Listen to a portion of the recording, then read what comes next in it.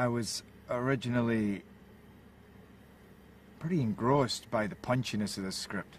It hits you in a way that most thrillers don't. It's a thriller, but in a lot of ways it's completely unexpected. You're engaged in the beginning. You know, right from the start, when there's this kind of horrific event happens, and you're with this character, you think this is your guy, but suddenly you swap over and you're with somebody else. Your hero comes from another place, and I don't know. It was just a very kind of engaging, tense, scary story, but yet at the same time something that fills you with a lot of empathy and emotion for both characters.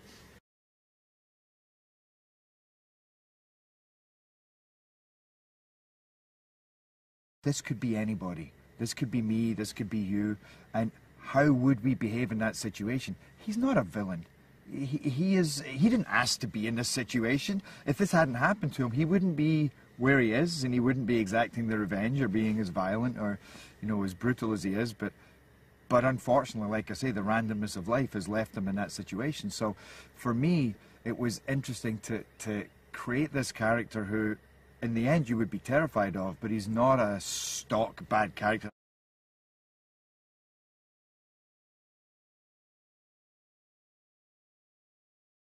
You messed with the wrong guy. You know, it just so happens that there was a switch in there with Clyde, and somebody turned it on, and he, unfortunately for everybody else, had the kind of talent and capacity and tenacity to go ahead and basically ensure that he brings the person that was supposed to help him, Nick Rice, and the system to his knees.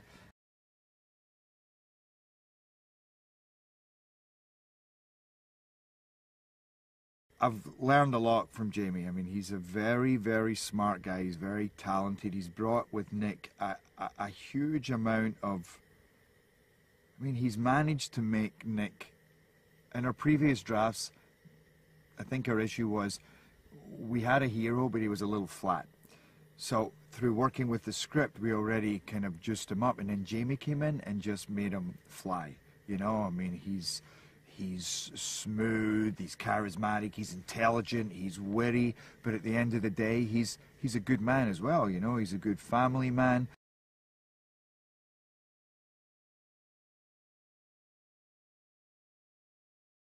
And that was always a thing that I think we were trusting as well, that when Jamie and I got together, that a lot of magic would happen, and a lot would be said in between the lines as well. And I think we got that, but we spent a lot of time rehearsing those scenes. They were the main scenes we rehearsed for, you know, a couple of weeks before we started. And you kind of... I feel like there's so much in there, you know, from as you say, the mano a mano to the testing, to the pushiness, to the game playing, to the teasing, to the heartfelt truth.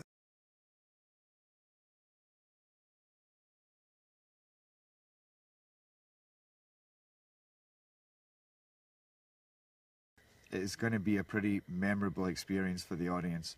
There's just something that's a little tweaked in this movie, which is unusual, as well as that this great cast.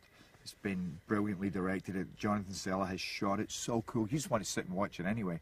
But on top of that, it has got this really unusual story that kind of turns everything on its head. And then the way, especially my things I do, it always cuts ahead of what you expect. So there's this, that's why I use the word punchiness, because it always comes and grabs you when you expect it least, and it doesn't play on it. It just happens, and you're left there going, even me watching, I'm going, no way, oh my god, oh, you're kidding me. And yet it never feels gratuitous or manipulative. It all comes from a kind of true yet entertaining place. So I think that there's a lot of mind-blowing stuff in this movie.